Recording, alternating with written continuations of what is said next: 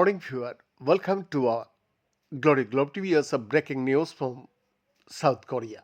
Yeah, South Korea wants to join the Industrial Naval Elite and has received the blessing of US President Donald Trump to do just that. Having Seoul become the seventh country in the world operating nuclear powered submarines, joining the United States, Russia, China, France, the United Kingdom, and India, could be a win win.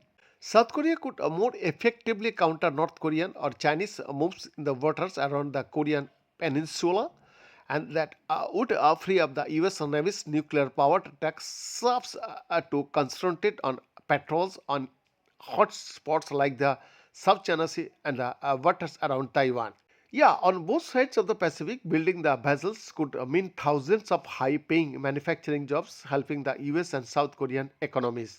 For South Korea, this would be a game changer, countering North Korea's undersea threat, said Yu Zihon, a research fellow at the Korea Institute for Defense Analysis and former South Korean submarine officer. Viewers, nuclear powered subs could transform South Korea's role within the alliance to be a more capable security provider, so the strategic implications for the South Korea US alliance are even more significant ahead. But as is often the case in naval shipbuilding, the devil is in the details. Nuclear powered submarines come with many advantages. They can stay submerged for long periods of time, essentially for years, if they can carry enough provisions for the crew, whereas most conventionally powered subs must surface to air to run diesel engines, which in turn charge their batteries for running at depth. They are also generally faster than conventionally powered subs are in many cases quieter.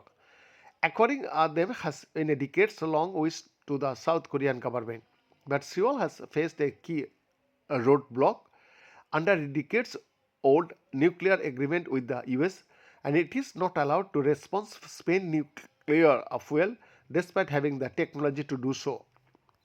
Korean officials have discussed the issue with previous US administration, but always behind closed doors.